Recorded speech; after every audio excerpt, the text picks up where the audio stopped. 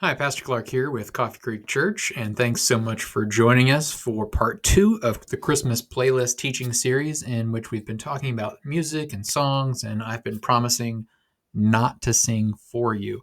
Last week we talked about this idea of hope. Today we move on to the second Sunday of Advent, and this second week of Advent, and the focus of that is peace. And so we'll really focus in on what peace looks like. One of my favorite songs about that is Silent Night, and especially the Mannheim Steamroller version. I love that. I love it when we sing it a cappella here at church on December 23rd every year. We light our candles and we sing that song, and it reminds me of the light of Jesus coming into a very dark time in history and how the light of Christ spreads through us today still into dark areas. And so this song says, Silent night, holy night, all is calm, all is bright. And I surprisingly had Christmas music playing recently, to no surprise of anyone. But it was playing in the kitchen, and I was in the bathroom. I was working on the bathtub, doing a little of what I'm really good at and skilled at, plumbing. No, not good at plumbing at all, but I tried. And the plumbing job actually went really smooth. I did well with it. I was replacing a spigot to a bathtub. So basically the thing had gotten corroded and it was flooding everywhere. So I decided to take it off, put a new one on. It was actually going really well. It was a little stuck on there and I had to break some metal off because it was so corroded. So that was taking a little extra time.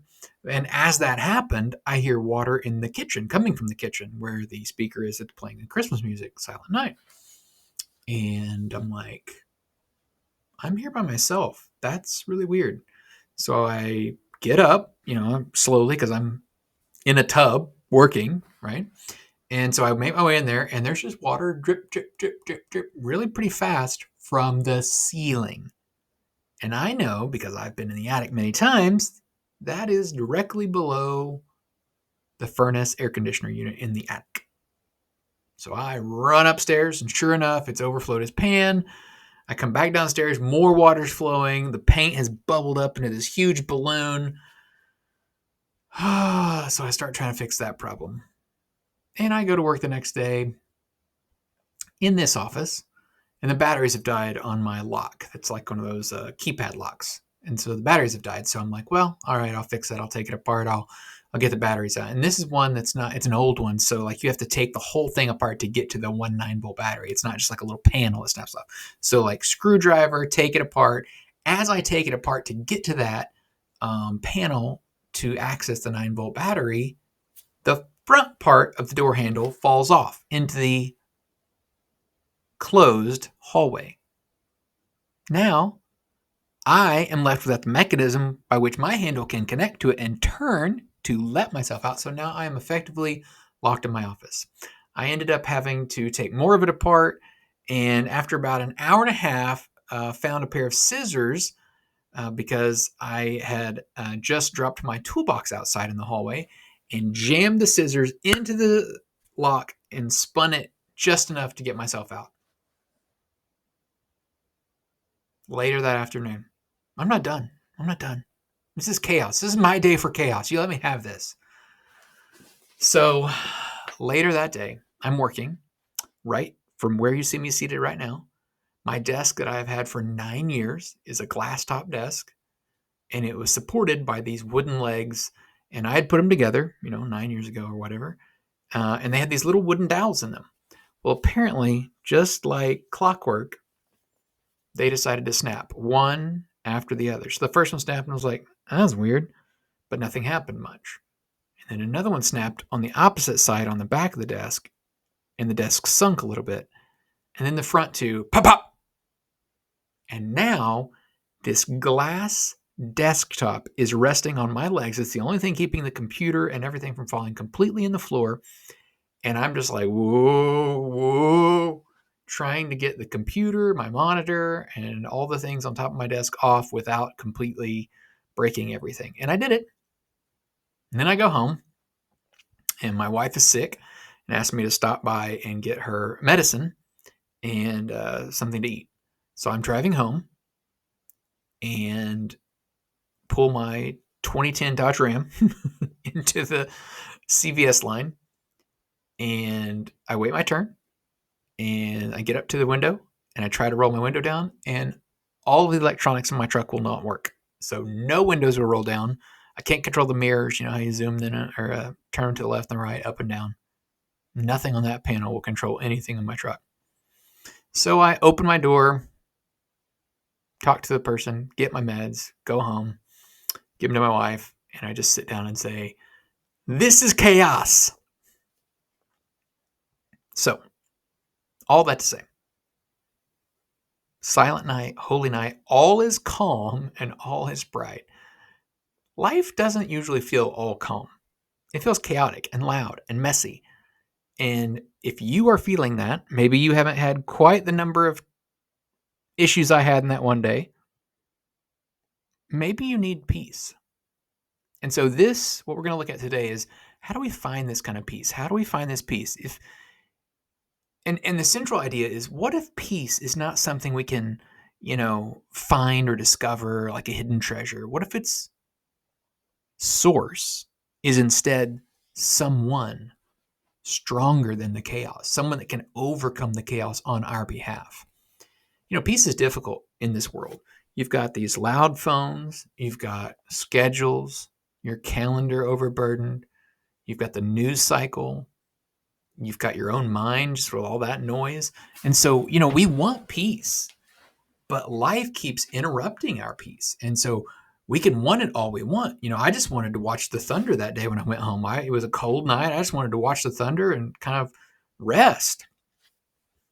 Instead, I had to call air conditioner furnace replacement man. I had to call my wife and say, "I'm going to be just a second. My truck's malfunctioning." Life just kept happening. I didn't tell anybody about the desk or getting locked in my office for a while. This is part confessional for you. But listen, friend, we miss the point of life so many times with this issue of chaos and peace in our life and the messiness of life. We think peace comes from controlling every outcome. If I just exert more control, then I'll finally have peace. But I want you to think about some of the people that you observe, politicians, business owners, CEOs, executive class people, vice presidents, people that have a lot more control than most of us. Do they seem to have peace in your life to you? Do you look at them and go, "There's the model of peace and efficiency and peace"? No. So why do we then think that we need that level of control over every outcome in our life, over every situation, in order to have peace?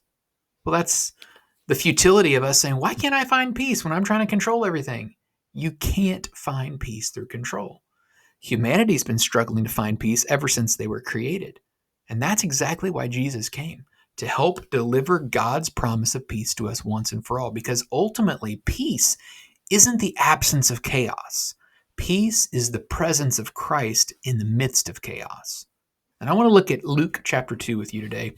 Of course, Luke 2, one of those most classic Christmas texts, right? I mean, it's just right there with everything. It's Linus reads parts of this, right? So this is classic. But hear what happens in this interaction with the shepherds and angels. And I think this is key to formulating your own modern day response to the chaos all around us. It says, "That night there were shepherds staying in the fields nearby, guarding their flocks of sheep. And suddenly an angel of the Lord appeared among them, and the radiance of the Lord's glory shone around them. And they were terrified. But the angel reassured them. 'Don't be afraid,' he said. 'I bring you good news that will bring great joy to all the people. The Savior, yes, the Messiah, the Lord, has been born today in Bethlehem, the city of David. And you will recognize him by this sign. You will find a baby wrapped snugly in strips of cloth, lying in a manger.' And suddenly the angel was joined by a vast host of others, the armies of heaven, praising God and saying, 'Glory to God in the highest heaven, and peace on earth to those with whom God is pleased.'" Now, peace on earth. This is something that we dream about. The end of division, the end of war, the end of calamity, the end of man versus man. Peace, real peace. The first Christmas, though, didn't start off very peaceful. I mean, if you think about it, you got these angels under this heavenly host of angel armies. You've got political chaos under Rome rule.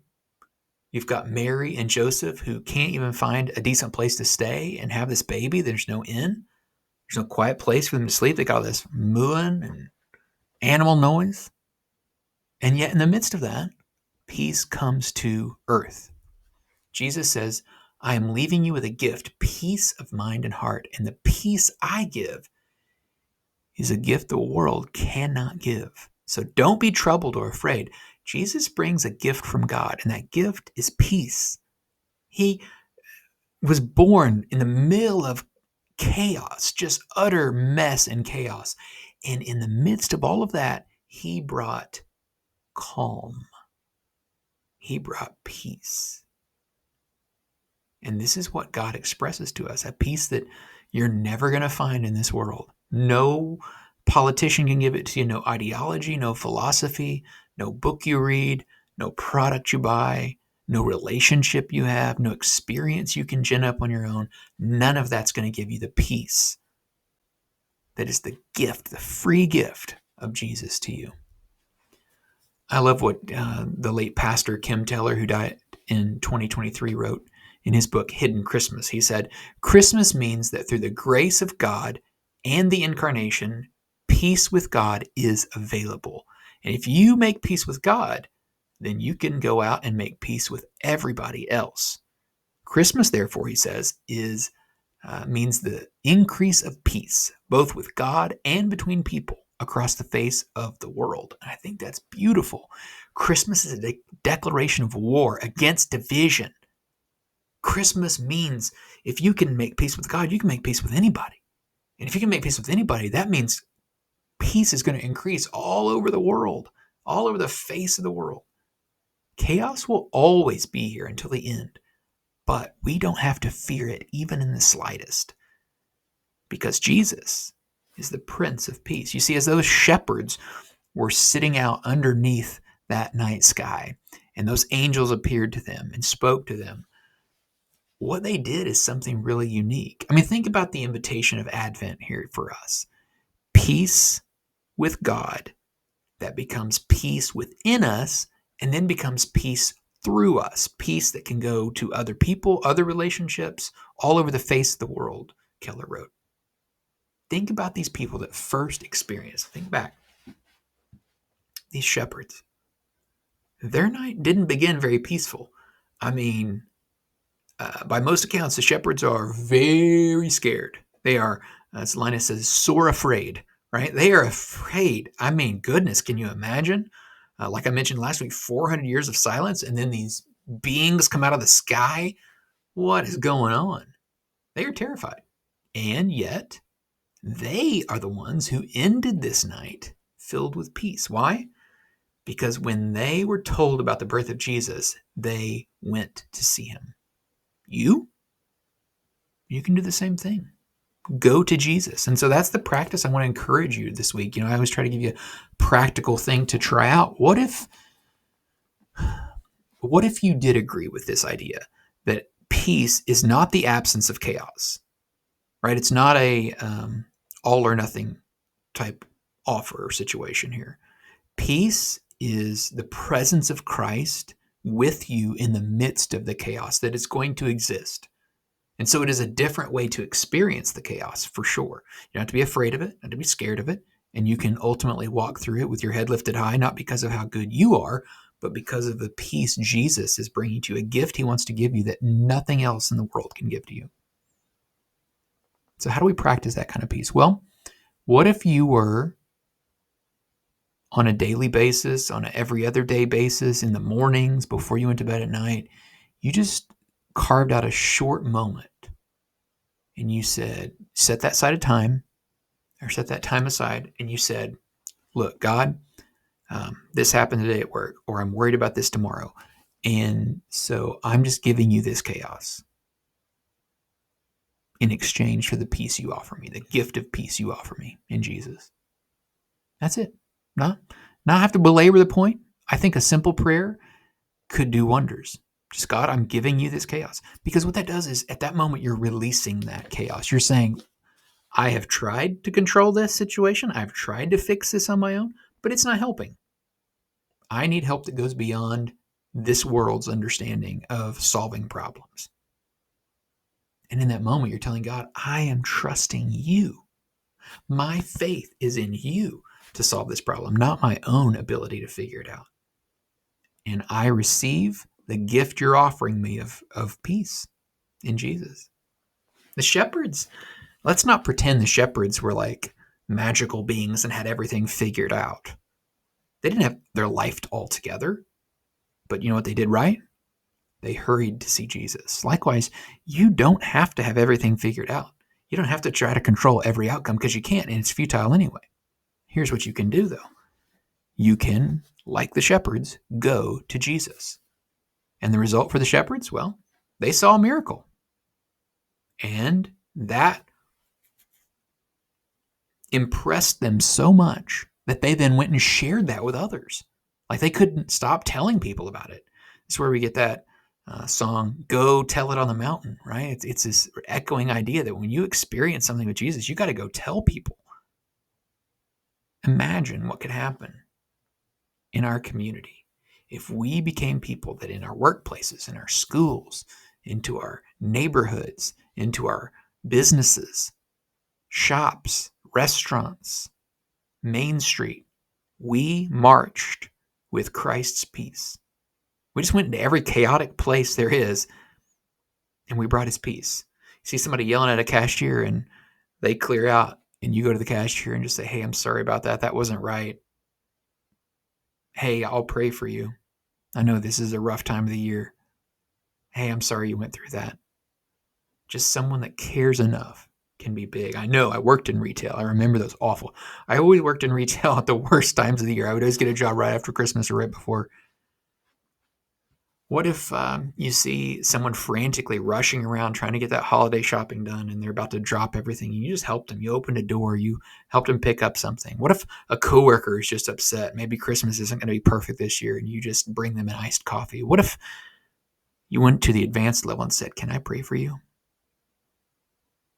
What if in every situation, whatever those doors God opens for you, you just said, I'm going to bring the peace of God. I'm going to bring the presence of Jesus into this moment.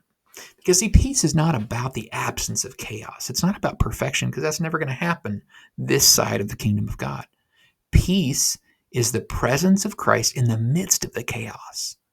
And so just like those shepherds, even though things around you may feel chaotic, the gift of Jesus is peace. So what if you just prayed a simple prayer and said, Jesus, help me to go to you in every situation. Anytime I'm fearful, anytime I'm being divisive or feeling division in my group, help me to go to you. Help me to seek out your peace. Help me to share that peace everywhere I go this week. That'd be awesome. I think that is a real start. Now, next Sunday, we are going to be in part 3, and that is all about joy. And so I can't wait to see you back for that. If you would like more information about our church, go to coffeecreek.church. You can find out all the details there. Got tons of free resources in our app at coffeecreek.app, or you can get there through the main website too. We would love it if you would partner with us and help us to continue to tell the good news about the hope, the peace, the joy, and the love of Jesus for this world. We'll see you next time.